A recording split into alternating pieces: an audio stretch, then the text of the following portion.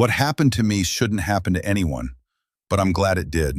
I walked into my own bank, Parker and Crest, with the confidence of 20 years at the helm, only to be met with suspicion, as if I were just another customer hustling on a scheme.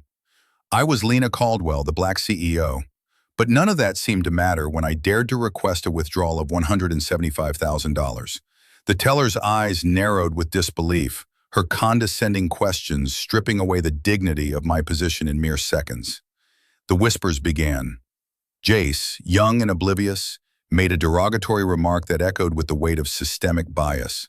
Shocked onlookers began filming the scene, excited by the drama of a black woman being questioned in her place of business.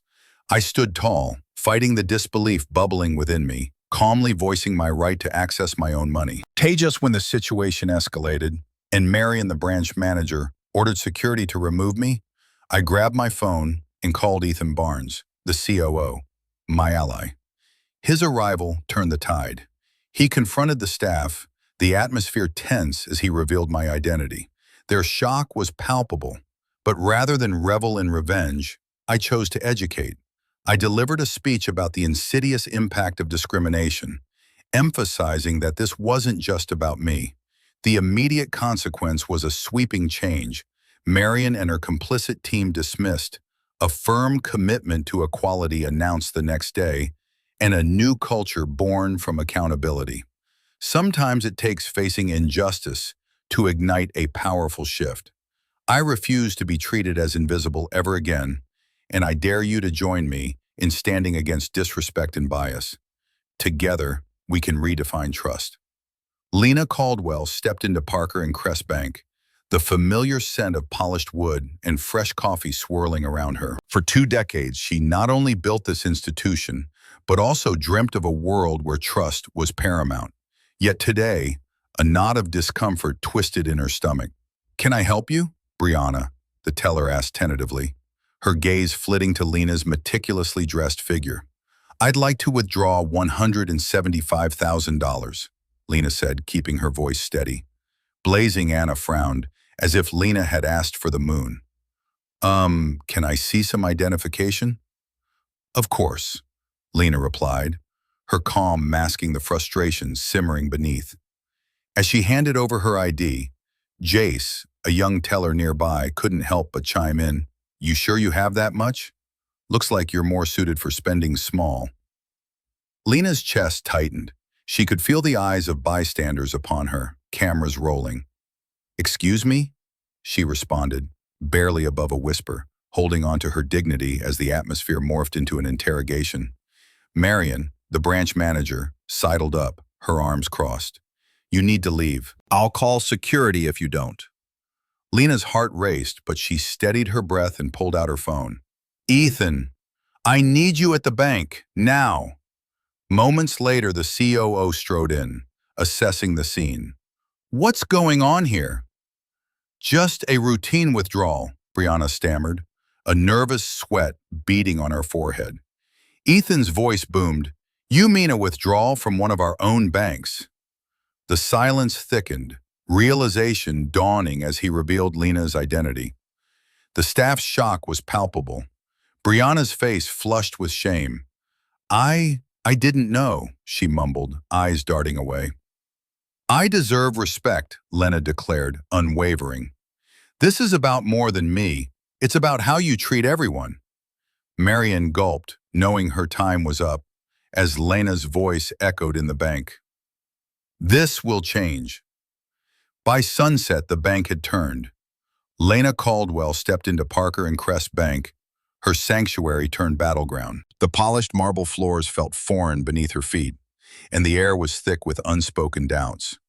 As the CEO, she built this institution brick by brick, yet today she was merely a silhouette, a target for skepticism.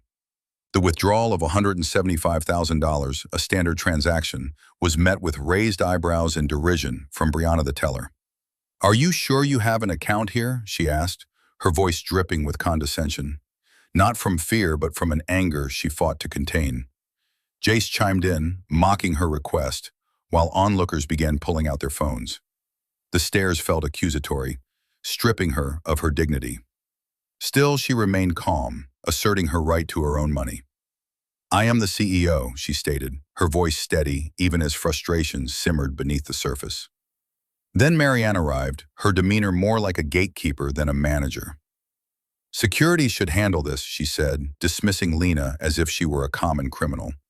That was the moment. Lena felt a shift. The feeling of powerlessness transformed into a resolve that ignited within her. Pulling out her phone, she called Ethan, the COO. When he arrived, the tension was palpable. "You have no idea who you're dealing with," he belted out, shutting down the accusations. Witnessing their change of expression, Lena felt a swell of gratification. She stood undeniably present. "This is about more than just me, it's about every person who's been judged by their skin." As shock settled over the staff, Lena knew this was only the beginning of a greater fight for equality within her own bank. The stage was set. This was not just her day of reckoning. It would change everything. Wolfgang Sino Caldwell walked into Parker and Crest Bank with a sense of unease that had become all too familiar. The irony of being scrutinized at her own institution gnawed at her. As she approached the teller, Brianna, Lena could feel the skepticism radiating from the young woman. "Withdrawal request for $175,000, Brianna raised an eyebrow, a question laced with disbelief. The teller's tone twisted Lena's stomach. "Is this your account?" Lena inhaled deeply, maintaining her composure. "Yes, it is. I believe I have the right to access my funds. I built this bank." The moment escalated as Jace, standing nearby, whispered loudly, "She probably doesn't even have ID." The atmosphere thickened, heads turned, some curious, others reproachful. Lena's heart raced, but she stood firm. "You're judging me without merit, just because I'm black? If this is how I'm treated, something needs to change." Just then, Marion, the branch manager, approached with an air of authority. "Perhaps we should call security?" The words ignited something within Lena. In that split second, she dialed Ethan Barnes, the COO. "I need help immediately," she said, determination simmering in her voice. When Ethan arrived, the tension acute. He swiftly confronted the staff, exposing Lena's true position. "Do you all realize who you're speaking to?" Shock swept through the room. Brianna's face paled. Lena seized the moment. Discrimination isn't just a personal affront. It reflects on us all.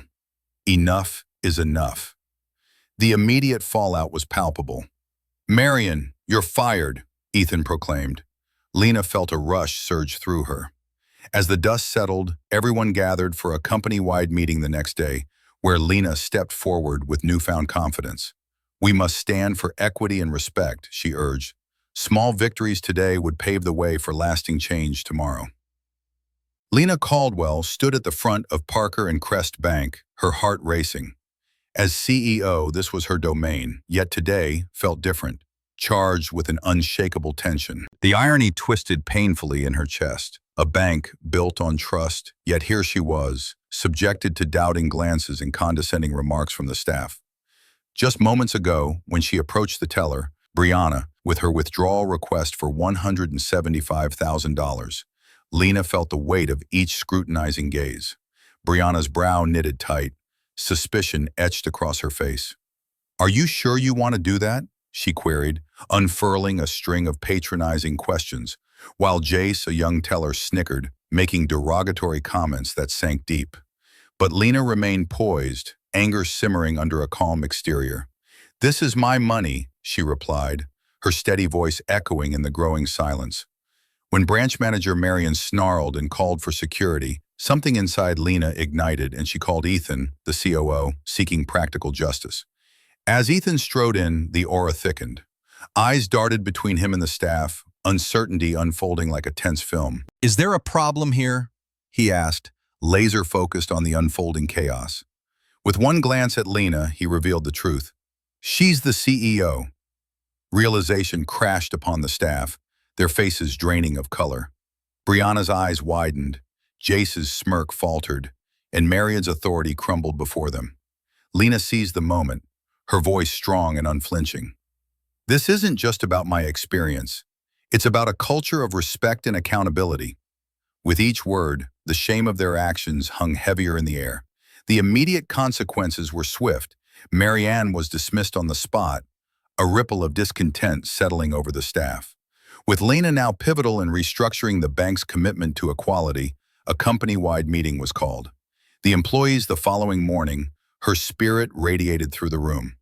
"Change begins with us," she urged, embodying silent triumph. Heads nodded in understanding. Tia. As Lena stepped down, the weight of injustice lifted, her resolve shining brighter than ever. She walked away not just as a CEO, but as a beacon of empowerment, reshaping the future of not just Parker and Crest Bank, but the very notion of respect within every institution. As I sit back and reflect on that day at the bank, I feel a swell of emotions wash over me. Anger, disbelief, but ultimately a sense of empowerment. It struck me hard to be treated with suspicion in a place I built, a bank meant to symbolize trust. The experience laid bare the insidious biases that persist, not just in institutions, but in the hearts of people. I never expected standing up for myself would lead to such a decisive moment. When I fired the manager, it wasn't merely a personal victory. It was a statement that discrimination would no longer go unchecked, not for me or anyone else. Yet, I remain human, recognizing the complexity of conflict and resolution. I wonder now, did I go too far? I believe in the power of standing one's ground, but where is the line between retribution and justice? Have you ever had someone treat you in a way that made you question your worth? Share your thoughts and stories in the comments. Let's engage in a conversation about right, wrong, and the journey towards justice. Your voice matters.